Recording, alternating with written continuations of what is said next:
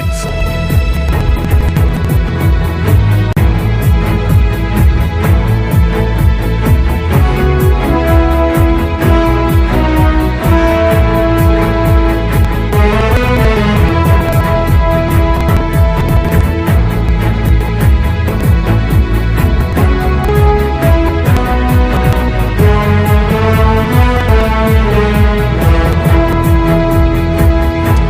All right, thank you for staying tuned to 92.3 Nigeria. 9 minutes past the 5 o'clock hour. I am Kaladax for today. I've got Marcus Ijioma in the studio, a public affairs analyst and a media consultant. Good afternoon. Good evening, good evening. Welcome. So I was having a question before you came in, but just going to quickly get your thoughts before we go to the next one. It's still somewhat related to what we going to talk about. So there was a delegation, a 62-man delegation or 62-man delegation to Abuja yesterday to see the president, to tell him, we're solidly behind you. We did your back like in local parlance. Again, our element access of issues in good condition. The office and basically the delegation. What are your thoughts on that? Just quickly. It's normal when people are in political offices. However, my concern is at what cost is this visit coming to Rivers State? Okay. Did the delegates sponsor themselves or were they sponsored by the state? And the people on the list that you saw probably in fly economy. Neither did they use any bus from to Lagos. So private, the chartered or commercial, and then press rate of business class. And you can't walk into Abuja today and be sure you're going to see the president. So probably you have to act else. You like it's C4 led by the governor. Of course, so if it's led by the state on governor. behalf of the state. Hello, sir. Which means state funded. That's what I'm trying to say. The visit is good. I wish the delegation was less. But that's what I was trying to say. So did we need the traditional rulers there? We need everybody, probably 1-2 traditional rulers, 1-2. I was listening to a conversation on my way to the studio, maybe 1 or 2 clergy, not more than 10-15 people max. Okay. So the cost can be less. Let's topic. Can I take some related to this that we have? And today happens to be Democracy Day, not in Nigeria. Old. When you say Democracy Day, was the Apple celebrated in 12? Yeah. No. The World Democracy Day, and decided to domesticate conversation in 1999, but democratic system of when the military decided to hand over power to the union. In 1999, we've had peaceful transitions to new democratic, like in the history or in previous times, in previous dispensations, where every time there's the attempt to transition, there was either a military coup or there was one problem or other. So I brought in Marcus Ijioma, was talk about democracy in Nigeria, and by definition, the simplest definition that anybody will give to you, and is what I like to give, is that democracy is people. It's by the people, of the people, under the people, on top of the people, everywhere the people.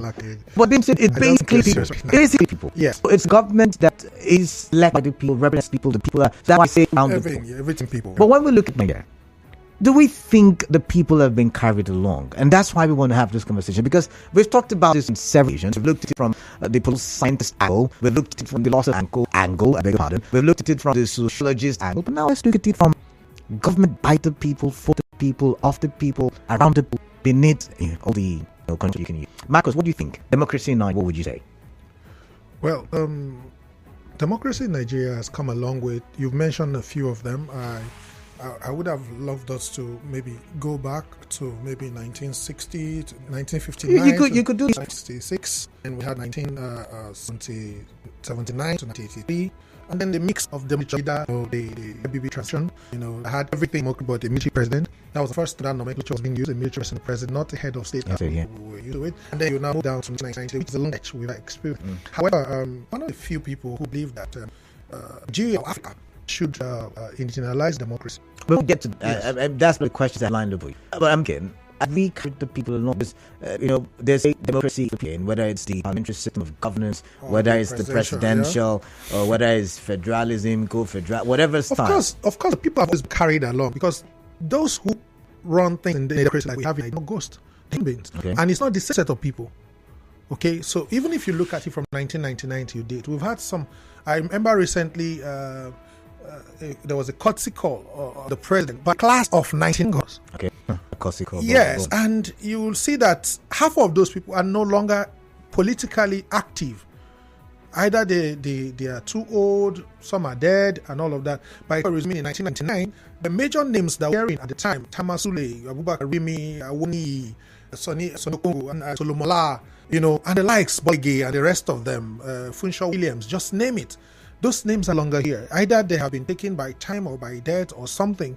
So it's always been by people. It's the people that run these things, no matter the system of government, be it military, be it democracy. So it has always been by the people. But if you are referring to the people as the followers or as the masses, then I can say, no, the people have not been carried along the way they ought to.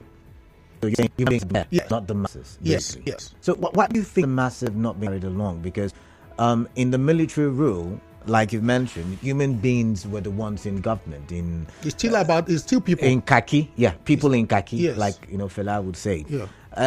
And so the reason why we went to democracy as a style of government was because we wanted the masses now, like you've described them, to be a part and a parcel of governance. So what is that challenge? Because until the people are carried along, and I'm talking about the masses now, until they are carried along, we can't say that we have a democracy. No, we can, but it might not be democracy in its full expression.